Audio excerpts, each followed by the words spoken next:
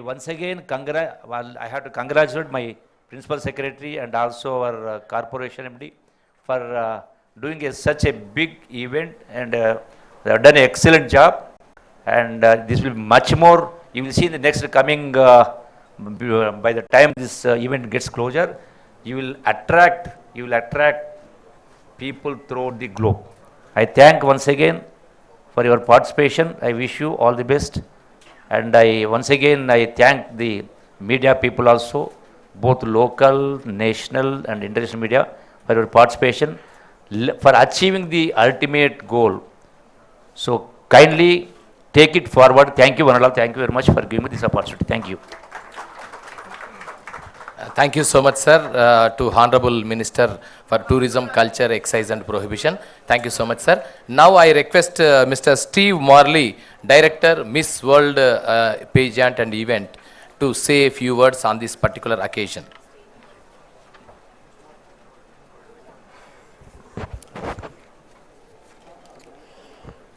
Good afternoon, ladies and gentlemen.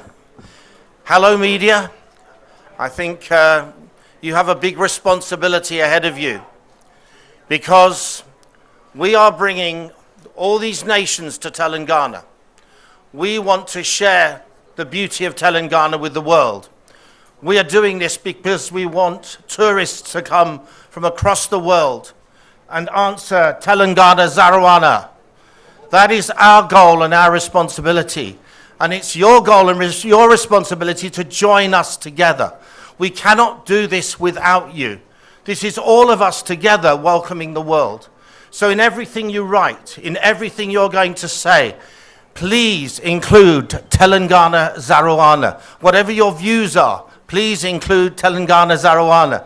It's our responsibility to back the government here in their initiative to ensure that we have a success in making many people now visit your beautiful, beautiful state. It may be the rising state, but it will soon be the #1 state.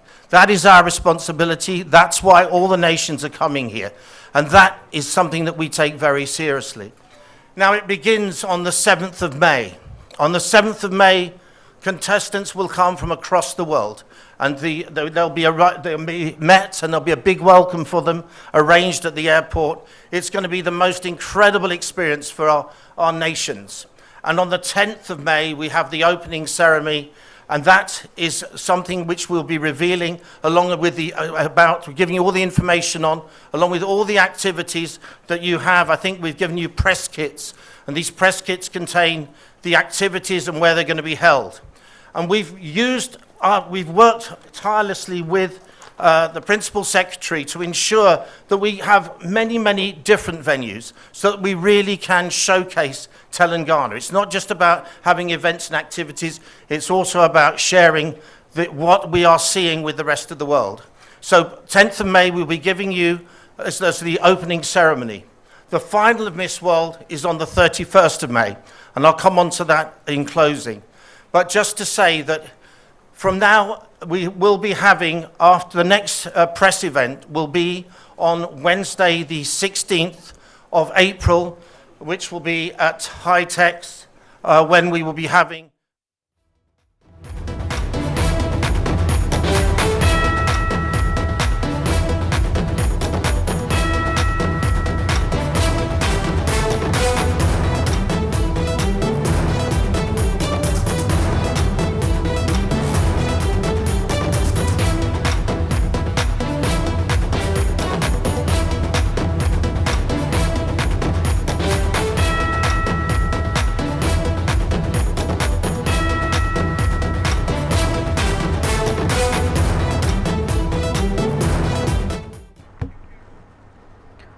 Telugu cinema పాటల్లో అసభ్యకరమైన dance స్టెప్పులపై Telangana రాష్ట్ర మహిళా commission తీవ్రంగా స్పందించింది. ఇటీవల కొన్ని cinema పాటల్లో ఉపయోగిస్తున్న డాన్స్ స్టెప్స్ అసభ్యంగా మహిళలను కించపరిచే విధంగా ఉన్నాయని తమకు ఫిర్యాదులు అందాయని తెలిపింది. సినిమా అనేది సమాజంపై ప్రభావం చూపే శక్తివంతమైన మాధ్యమం కావడంతో మహిళలను అవమానించే లేదా అసభ్యకరంగా చూపించే అంశాలు తీవ్ర ఆందోళనకు గురిచేస్తున్నాయని మహిళా కమిషన్ చైర్పర్సన్ నేరళ్ల శారద పేర్కొన్నారు. ఈ నేపథ్యంలో సినిమా దర్శకులు, నిర్మాతలు, కొరియోగ్రాఫర్లు బాధ్యతాయుతంగా వ్యవహరించాలని హెచ్చరించారు.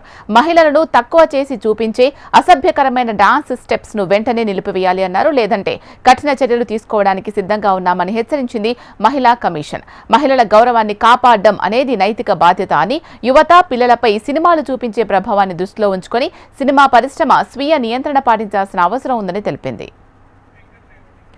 రైట్, ఇక దీనికి సంబంధించి పూర్తి సమాచారం మా ప్రతినిధి వెంకట్ అందిస్తారు. వెంకట్, చెప్పండి. కొద్దిసేపటి క్రితమే తెలంగాణ మహిళా కమిషన్ ఒక వార్నింగ్ ఇచ్చింది తెలుగు ఇండస్ట్రీకి అని చెప్పుకోవచ్చు. ఎందుకంటే తెలుగు ఇండస్ట్రీకి సంబంధించినటువంటి తాజాగా వస్తున్నటువంటి సినిమాల్లో ఉన్నటువంటి పాటలు ఏవైతే ఉన్నాయో ఆ పాటలు వచ్చేటువంటి స్టెప్పులు చాలా అభ్యంతరకరంగా ఉన్నాయని ఎన్నో ఫిర్యాదులు వచ్చిన నేపథ్యంలో తెలంగాణ మహిళా కమిషన్ ఈరోజు ఫైర్ అయిందని చెప్పుకోవచ్చు. అయితే ప్రస్తుతం కొద్దిసేపటి క్రితమే దీనికి సంబంధించినటువంటి నోటిఫికేషన్ రావడం జరిగింది. తాజాగా వస్తున్నటువంటి సినిమాల్లో ఏవైతే ఉన్నాయో పాటల నేపథ్యంలో పాటలలో మహిళలను కించపరిచే విధంగా స్టెప్పులు వేయించడమే కాకుండా అసభ్యకరంగా కూడా వస్తున్నాయనేది చాలా వరకు ఫిర్యాదులు వచ్చాయి. ముఖ్యంగా చూస్తున్నట్టయితే తాజాగా ప్రతి సినిమాలో కూడా ఒక ఐటమ్ సాంగ్ అనేది పెట్టడం జరుగుతుంది. పర్టికులర్గా ఒక హీరో ఎలివేషన్ చేయడమో లేకపోతే ఒక హీరోని హైప్ చూపించే నేపథ్యంలో ఒక ఐటమ్ సాంగ్ అనేది పెట్టడం జరుగుతుంది. అయితే గతంలో చూస్తున్నట్టయితే పుష్ప లాంటి సినిమాల్లో, పుష్ప తర్వాత పుష్ప 2లో కూడా ఒక 2 ఐటమ్ సాంగ్స్ ఎలివేషన్ ఇవ్వడం జరిగింది. అప్పట్లో సమంత చేసినటువంటి ఏదైతే నటించినటువంటి ఆ సాంగ్లో కూడా కొంత అసభ్యకరమైనటువంటి విషయాలు ఉన్నాయని కొంతమంది సోషల్ మీడియా ద్వారా కూడా పేర్కొన్నారు. ఎందుకంటే ఇలాంటి వీడియోలు వచ్చిన నేపథ్యంలో వాటికి సంబంధించిన వీడియో కట్స్ అనేవి సోషల్ మీడియాలో బాగా వైరల్ అవుతాయి. ఈ వైరల్ అయినటువంటి వీడియోలు అనేక రకాలుగా ప్రమోట్ కూడా చేస్తూ ఉంటారు. ఈ ప్రమోషన్లో భాగంగా సోషల్ మీడియాలో ఆ వీడియోలకు సంబంధించి కమెంట్లు పెడుతూ ఉంటారు. ఆ కమెంట్లలో ఎక్కువగా అభ్యంతరాలు చెప్పిందంతా కూడా ఈ ఫ్యామిలీస్ ఏవైతే ఉన్నాయో ఫ్యామిలీస్ వాళ్ళ పిల్లలు ఇబ్బందికరంగా తయారవుతుంది, ఇలాంటి వీడియోస్ మాత్రం ఇవ్వద్దనేది సోషల్ మీడియా ద్వారా పేరెంట్స్ కావచ్చు ఇతరులు వాళ్ళకు సంబంధించి వర్షన్స్ ఎక్స్ప్లెయిన్ చేస్తూ ఉంటారు. ఈ నేపథ్యంలో దీనికి సంబంధించి మహిళా కమిషన్కు ఎన్నో రకాల ఫిర్యాదులు వెళ్ళడం జరిగింది.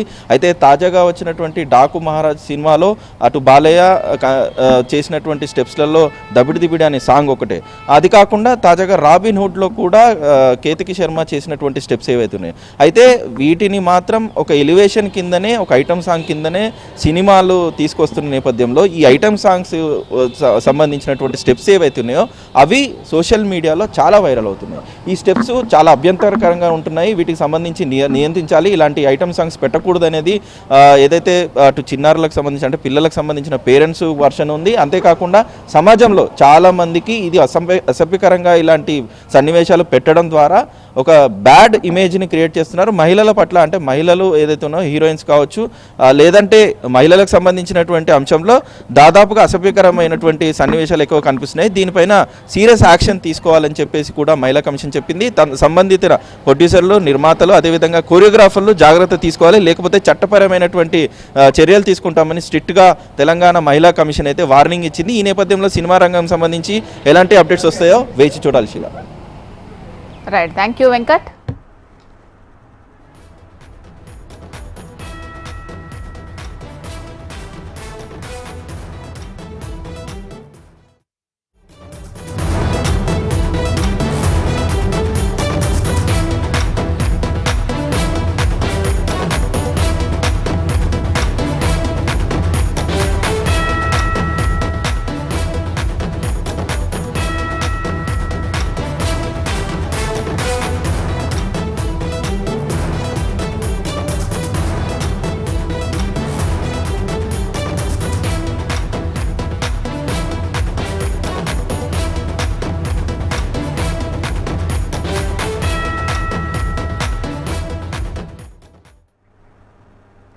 వైసీపీకి భారీ షాక్ ఇచ్చారు ఆ పార్టీ ఎమ్మెల్యేలు. 8 మంది ఎమ్మెల్సీలు వైసీపీకి రాజీనామాకు సిద్ధమయ్యారు. ఇప్పటికే 4 ఎమ్మెల్సీలు రాజీనామా లేఖలు సమర్పించారు. మరో 4 రాజీనామా చేయనున్నట్లు తెలుస్తోంది. మర్రి రాజశేఖర్ రాజీనామాతో ఎమ్మెల్సీలు రాజీనామాకు సిద్ధమంటూ సంకేతాలు జారీ చేశారు. వైసీపీకి ఎమ్మెల్సీల రాజీనామా తాజాగా రాజకీయ వర్గాల్లో జోరుగా చర్చ జరుగుతోంది.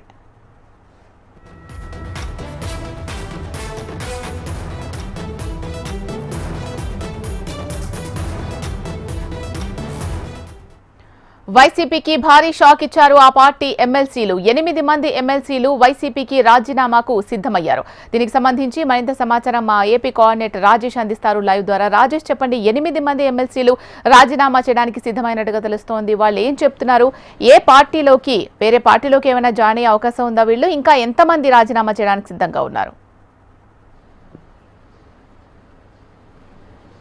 శీలా, వైసీపీలో మరో 8 మంది ఎమ్మెల్సీలు పార్టీకి రాజీనామా చేయాలనే యోచనలో ఉన్నట్లు ఇప్పుడే రాజకీయ వర్గాల్లో చర్చ జరుగుతుంది. అయితే వైసీపీ వర్గాల్లోనే ప్రధానంగా ఈ చర్చ జరుగుతుంది. అయితే మరో 8 మంది కూడా రేపు మాపో వైసీపీని వీడబోతున్నారు. ఎమ్మెల్సీ పదవులకు రాజీనామా చేసి పక్కకు వెళ్ళబోతున్నారనే చర్చ కూడా కొనసాగుతుంది. ఈరోజు అసెంబ్లీ సమావేశాలు చివరి రోజు కావడంతో వైసీపీకి సంబంధించిన వైసీపీ ఎమ్మెల్సీలు అదేవిధంగా ఎమ్మెల్యేలు కూడా ఈరోజు అసెంబ్లీకి వచ్చిన సందర్భంగా వారి ఛాంబర్లో చూసుకుంటే ఎవరెవరు మళ్ళీ పార్టీలు వీడి వెళ్ళిపోబోతున్నారు, వైసీపీకి రాజీనామా చేయబోతున్నారు అనే చర్చల్లో 8 మంది, మరో 8 మంది ఖచ్చితంగా వైసీపీని వీడబోతున్నారనే వాదన వినిపిస్తుంది బలంగా. అయితే ఇప్పటికే గత ఏడాది 4 ఎమ్మెల్సీలు పార్టీని వీడేసి వెళ్ళిపోయినప్పటికి కూడా ఇప్పటివరకు కూడా వారి రాజీనామాను ఆమోదించలేదు. అయితే ఇప్పుడు చూసుకుంటే ఈ 2 రోజుల క్రితం మర్రి రాజశేఖర్ కూడా ఎమ్మెల్సీ పదవికి రాజీనామా చేశారు. అయితే వీరి రాజీనామాలు 5 రాజీనామాలను ఆమోదించక ముందే మరో 8 మంది కూడా పార్టీని వీడతారు, పార్టీకి రాజీనామా చేస్తారనే యోచనలో ఉంది. అయితే ఇక్కడ బలంగా చూసుకుంటే ఒక పక్క మాజీ ముఖ్యమంత్రి జగన్మోహన్ రెడ్డి ఖచ్చితంగా పార్టీ శ్రేణులను బలంగా పట్టుకోవాలని ప్రయత్నం చేస్తున్నప్పటికి కూడా అక్కడ పదవులు తీసుకొని అధికారం ఉన్నప్పుడు చలామణి చేసిన నాయకులందరూ కూడా ఇప్పుడు జగన్మోహన్ రెడ్డి నేరుగా చెప్పినా కానీ వినే పరిస్థితుల్లో లేరు. అయితే గత ప్రభుత్వంలో జరిగిన కొన్ని తప్పిదాల వల్ల పార్టీని వీడుతున్నామనేసి కొన్ని ప్రధానమైన సాకులు చూపుతూ వీళ్ళందరూ కూడా బయటకు వచ్చారు. అయితే ఇప్పటివరకు 5, గత ఏడాది 4 రాజీనామా చేయడం, గడిచిన 4 రోజుల క్రితం మర్రి రాజశేఖర్ 5, ఇప్పటివరకు 5 రాజీనామా చేసినప్పటికి కూడా ఇంకా రాజీనామాలకు ఆమోదం తెలిపలేదు. అయితే ఆమోదం తెలిపినాక ఖచ్చితంగా వీళ్ళు 5 కూడా తెలుగుదేశం పార్టీ గూటికే వెళ్తారనే చర్చ కూడా పూర్తిగా తెలుస్తుంది. ఏదేమైనప్పటికీ కూడా కూటమి ప్రభుత్వం ఖచ్చితంగా ఎవరు కూడా ప్రతిపక్షంలో ఏదైతే గత ప్రభుత్వంలో పదవుల్లో ఉన్నారో ఆ పదవులను వీడిన తర్వాతే పార్టీలో చేర్చుకుంటామని ఇప్పటికే తెలుగుదేశం పార్టీ నుంచి ముఖ్యమంత్రి చంద్రబాబు నాయుడు స్పష్టంగా చెప్పాడు. అందుకోసం ఇప్పటికే ఏడాది క్రితం రాజీనామాలు చేసినప్పటికి కూడా ఇంతవరకు వాళ్ళు ఆమోదం తెలియజేయకపోవడంతో, ఆమోదం తెలపకపోవడంతో మండలిలో పూర్తిగా ఎక్కడ ఏమి చేయాలనే తోచన. ఒక పక్క ఉన్న పార్టీలో ఏదైతే వైఎస్ఆర్సీపీలో ఎమ్మెల్సీగా కొనసాగుతున్నారు, ఎమ్మెల్సీ పదవులకు రాజీనామా చేసామని వైసీపీకి దూరం అయినప్పటికీ మరో పక్క చూసుకుంటే ఇక్కడ ఎక్కడా కూడా ఆమోదం ఇంతవరకు తెలపకపోవడంతో నాయకులు కూడా తికమకలా ఉన్నారు. అయితే రాజీనామాలు చేయటం వల్ల ఏదైతే ఇప్పుడు ప్రస్తుతం ఎమ్మెల్సీలు ఉన్నారో వీళ్ళందరూ రాజీనామాలు చేయటం వల్ల ఖచ్చితంగా మండలిలో కూటమి ప్రభుత్వానికి బలం చేకూరే అవకాశం గట్టిగా ఉంది. అయితే ఈ నేపథ్యంలో ఖచ్చితంగా వీళ్ళ రాజీనామాలను ఆమోదిస్తారు. అక్కడ ప్రతిపక్షంగా మండలిలో చెప్పుకునే వైసీపీకి స్థానం బలం తగ్గే విధంగా చూడటానికి కూడా చర్యలు తీసుకుంటారు. అయితే ఏదేమైనప్పటికీ కూడా మరో 8 మంది రాజకీయాల నుంచి ఖచ్చితంగా వైసీపీకి రాజీనామా చేసి కూటమి ప్రభుత్వంలో చేరే అవకాశం ఉందనేసి పార్టీ వర్గాల్లోనే ఏదైతే వైసీపీ వర్గాల్లోనే బలంగా డిస్కషన్ జరుగుతుంది. పూర్తి స్థాయిలో ఏదేమైనప్పటికీ 4-5 రోజుల్లోనే మిగతా 8 మంది ఎవరు ఏందనేది కూడా పూర్తిగా బయటపడే అవకాశం ఉందనేసి చర్చ జరుగుతుంది. Sheela. Right, thank you Rajesh.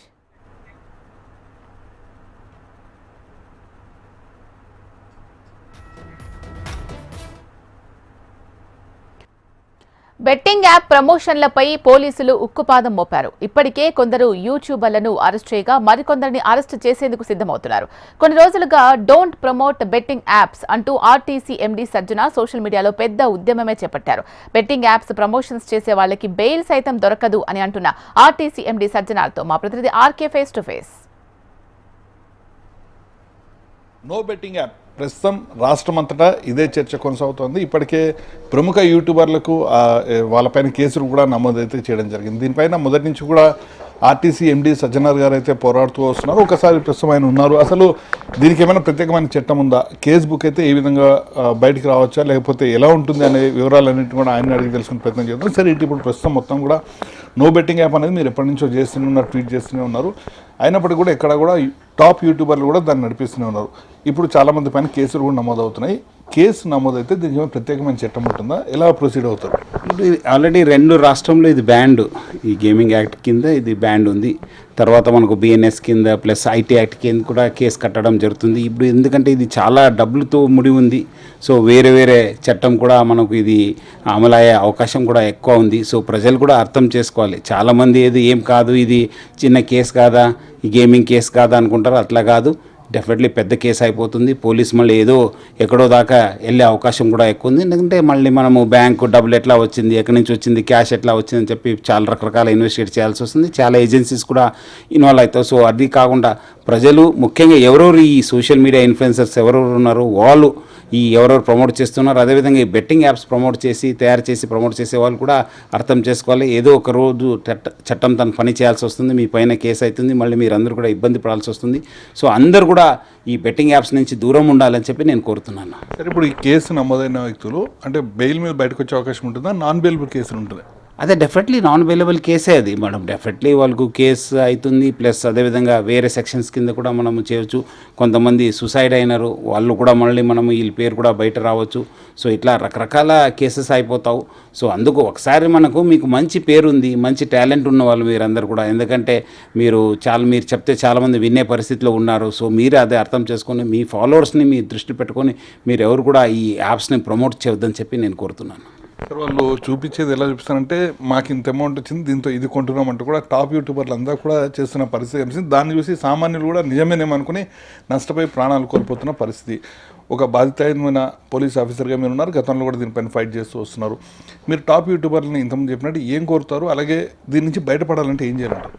అదే టాప్ యూట్యూబర్స్ కోరేదేమంటే మీరంతా ఎవరో వాళ్ళు డబ్బులు వచ్చింది నాకు ఇట్లా పోతే నేను ఇట్లా డబ్బులు విసిరేసాను, లేదంటే చూడండి కొత్త బండినే కాల్ చేస్తున్నాను, నాకేం పెద్ద డబ్బులు లెక్క లేదని చెప్పి చూసినా అది మంచిది కాదు. ఎందుకంటే మీకు చూసి చాలామంది బలి అయిపోతున్నారు. మీరు చూస్తుంటారు రోజు ఎక్కడో దగ్గర చచ్చిపోవడము, సూసైడ్ కావడము, పారిపోవడము, లేదంటే ఫ్యామిలీ ఇబ్బంది పడడము అని చాలా జరుగుతుంటారు. సో అది అర్థం చేసుకొని మీరు ఎవరు కూడా ప్రమోట్ చేయవద్దు. ప్లస్ అదేవిధంగా మీకు నిజమైన అది ఏదో జస్ట్ వాళ్ళని లాగడానికి, వాళ్ళని అంతా ప్రలోభ పెట్టడానికి ఇలాంటి వీడియోస్ కూడా చేయవద్దని చెప్పి నేను కోరుతున్నాను. ఇన్ఫ్లుయెన్సర్లకి ఖచ్చితంగా ఇన్ఫ్లుయెన్స్ అవుతున్న పరిస్థితి కనిపిస్తుంది. ఇన్ఫ్లుయెన్స్ కావద్దు అంటే ఎలా బయటపడాల్సిన అవసరం ఉందంటారు? ఏం లేదు, వాళ్ళు ఇన్ఫ్లుయెన్స్ కావద్దంటే మీరు ఇప్పుడు ఎవరో సోషల్ మీడియా ఇన్ఫ్లుయెన్సర్స్ ఉన్నారు, వాళ్ళు ఏదో మీకు ఇన్ఫ్లుయెన్స్ చేస్తున్నారు, లేదంటే మీకు ఏదో ప్రలోభ పెడుతున్నారంటే ఇమ్మీడియట్లీ అలాంటి ఎవరు ఈ అన్ఎథికల్ బిజినెస్ కావచ్చు, ఇల్లీగల్ బిజినెస్ ప్రమోట్ చేస్తున్నారు వాళ్ళందరినీ అన్ఫాలో చేస్తే మీకు కాంటాక్ట్ ఉండదు, మళ్ళీ వెళ్ళిపోతారు. అదేవిధంగా మీరు ఇది ఇల్లీగల్ అన్నప్పుడు మీకు ఎవరు ప్రలోభ పెట్టినా మీరు లొంగరు. సో డెఫినెట్లీ మీకు ఆ ఒక స్థైర్యం వచ్చేస్తుంది, మీకు ఒక కాన్ఫిడెన్స్ వచ్చేస్తుంది. సో ఫస్ట్ ఏమంటే ఎవరు ప్రమోట్ చేసేవాళ్ళు ఉంటే మీరు వాళ్ళని అన్ఫాలో చేస్తే చాలా సగం ప్రాబ్లం తగ్గిపోతుంది. సరే, ఎలా కఠినంగా వ్యవహరించాల్సిన అవసరం ఉంది? ఎందుకంటే ఈ విషయాలు బయటకు వస్తున్నా చాలా తక్కువగా ఉన్నాయి. ఒకవేళ కేసు పెడితే పరువు పోతుందేమో అని చాలామంది కూడా ఆలోచిస్తున్నారు. సో అసలు ఎలా కఠినంగా వ్యవహరించాల్సిన అవసరం ఉందంటారు? ప్రజలు ఎక్కడెక్కడ నష్టపోయినారు ఇలాంటి చెప్పడం వల్ల, లేదంటే ఇలాంటి చేయడం వల్ల వాళ్ళు డెఫినెట్లీ కేసు కట్టాల్సిందే. ఇప్పుడు మీరు అందరు కూడా చూస్తుంటారు, సైబర్ క్రైమ్ స్టార్టింగ్ అయినప్పుడు ఎవరు పట్టించుకోలేదు, ఎందుకు పరువు పోతుంది అది. ఇప్పుడు అందరు కూడా బయట వస్తున్నారు. ఇప్పుడు చూశారు కదా డిజిటల్ అరెస్టు లాస్ట్ మనం ఆల్మోస్ట్ నేను మార్చ్లో పెడితే అక్కడ ఆనరబుల్ ప్రైమ్ మినిస్టర్ గారు సెప్టెంబర్లో టేకప్ చేశారు. తర్వాత ఇప్పుడు తగ్గుముక్కపోయింది అయిందని చెప్తాం.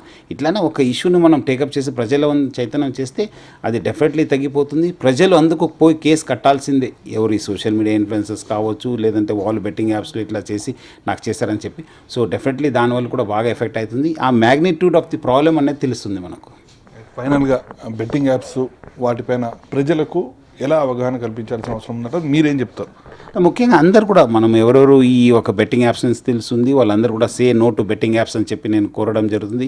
మీరు కూడా తెలిసిన వాళ్ళు ఎవరు ఇలాంటి వాళ్ళు ఉంటే కూడా వాళ్ళని కూడా చెప్పేసి ఈ బెట్టింగ్ యాప్స్ నుంచి దూరం ఉండాలని చెప్పి నేను ప్రజలందరూ కూడా కోరుతున్నాను.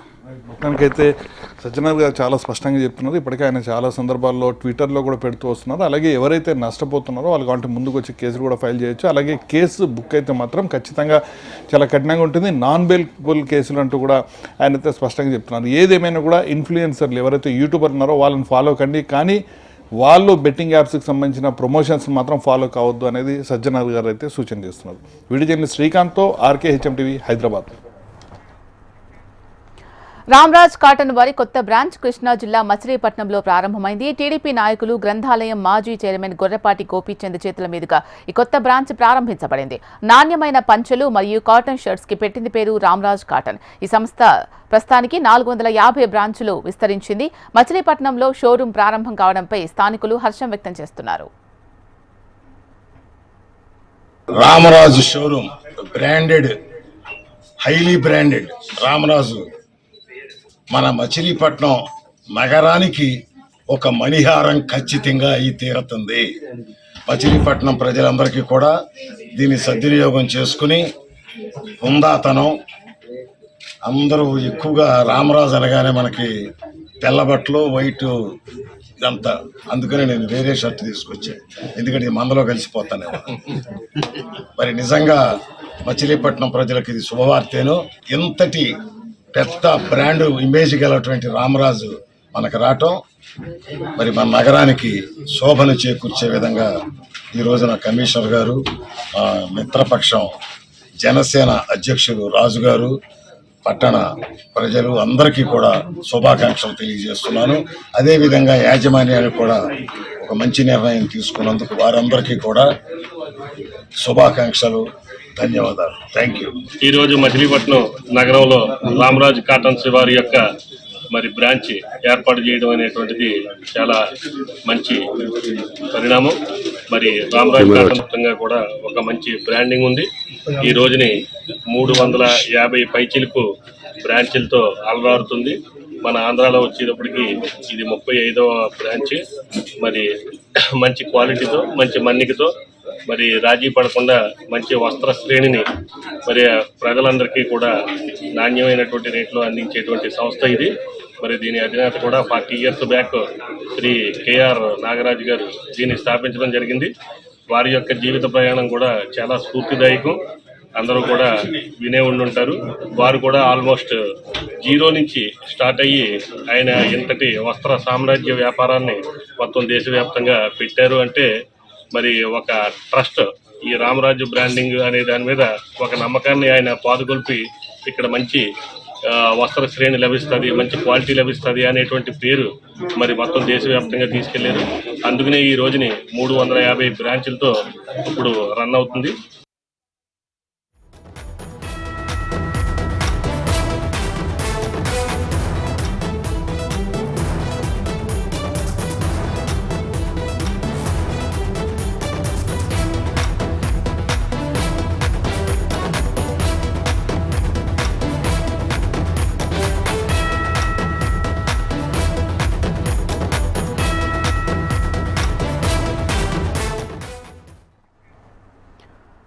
ఆన్లైన్ బెట్టింగ్ యాప్ కేసులో విష్ణుప్రియ విచారణ పూర్తయింది. 2 గంటల పాటు విష్ణుప్రియను పంజాగుట్ట పోలీసులు విచారించారు.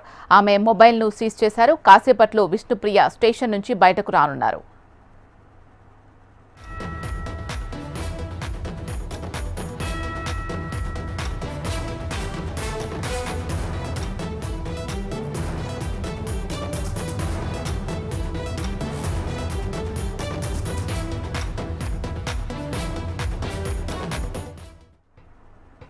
ఆన్లైన్ బెట్టింగ్ యాప్ కేసులో విష్ణుప్రియ విచారణ పూర్తయింది. 2 గంటల పాటు విష్ణుప్రియను పంజాగుట్ట పోలీసులు విచారించారు. ఆమె మొబైల్ను సీజ్ చేశారు.